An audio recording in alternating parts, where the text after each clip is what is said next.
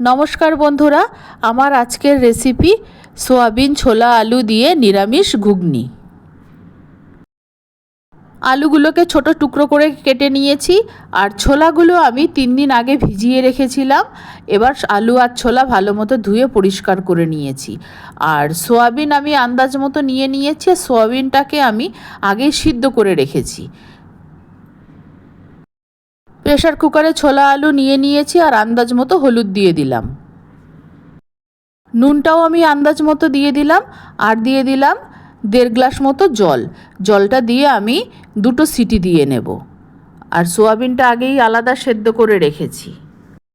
Pressure কুকারটা গ্যাসের ওপর বসিয়ে দিয়েছি, 2টো সিটি দিয়ে নামিয়ে নেব। আর এই যে সোয়াবিনটা সেদ্ধ করে রেখেছিলাম ঠান্ডা হয়ে গেছে। এবার ভালো করে চিপে নিচ্ছি, চিপে জলটা বের করে আলাদা করে রেখে দিচ্ছি।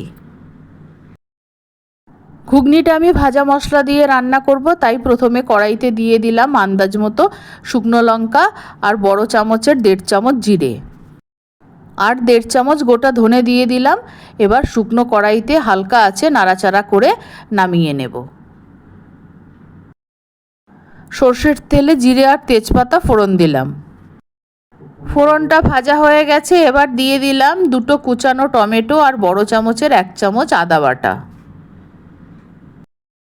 আদা বাটা আর টমেটোটা একটু ভেজে নিচ্ছি, যাতে টমেটোটাও একটু নরম হয়ে যাবে আর আদার কাঁচা গন্ধটাও চলে যাবে। টমেটোটা খুব ভালো মতো নরম হয়ে গেছে। আর সেদ্ধর সময় আমি অল্প হলুদ দিয়েছিলাম, তাই এখন অল্প আর একটু হলুদ দিয়ে দিলাম। আর নুন আমি আন্দাজ মতো দিয়েই রেখেছি, যদি লাগে পরে সেটা টেস্ট করে দেব। এবার হলুদ দিয়ে আর একটু ভেজে নিলাম। মশলাটা ভালো মতো কষে গেছে। এবার সেদ্ধ করে রাখা সোয়াবিনগুলো আমি মশলার মধ্যে দিয়ে দিলাম। সোয়াবিনগুলো মশলার মধ্যে দিয়ে কিছুক্ষণ আমি নাড়াচাড়া করে নেব। আর এই রান্নাটা আজ আমি নিরামিষভাবে তৈরি করছি, তাই পুরো রান্নাটাই ভাজা মশলা দিয়ে করব। তোমরা এই রান্নাটা পেঁয়াজ রসুন দিয়েও করতে পারো, তাতেও খেতে খুব ভালো লাগবে। এবার সব সোয়াবিনগুলো দিয়ে আমি একটু নাড়াচাড়া করে নিচ্ছি।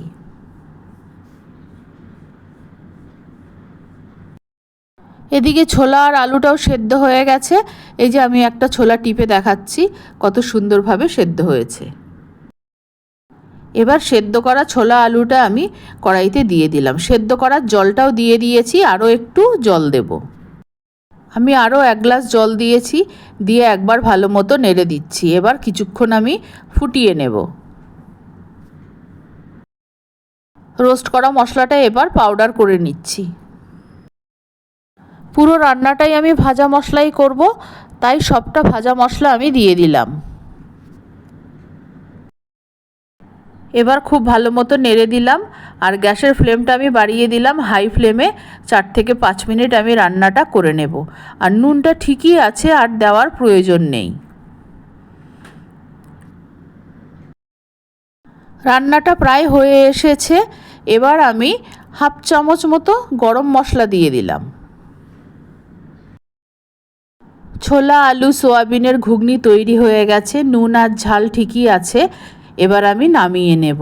আর এই তরকারিটা রুটি দিয়ে বা ভাত দিয়ে, দুটো দিয়েই খেতে খুব ভালো লাগে। এই রান্নাটা একটু ঝোল ঝোল থাকলে ভালো লাগে। হয়ে গেছে, এবার নামিয়ে নিচ্ছি। আমার এই ঘুগনির রেসিপি ভালো লাগলে আমার চ্যানেলকে সাবস্ক্রাইব করার, লাইক করার, শেয়ার করার অনুরোধ রইল। আর আমার নতুন পুরনো সকল বন্ধুদের আন্তরিক ধন্যবাদ ও ভালোবাসা জানিয়ে আমি আমার ভিডিও শেষ করছি। সকলকে অনেক অনেক ধন্যবাদ ও ভালোবাসা রইল।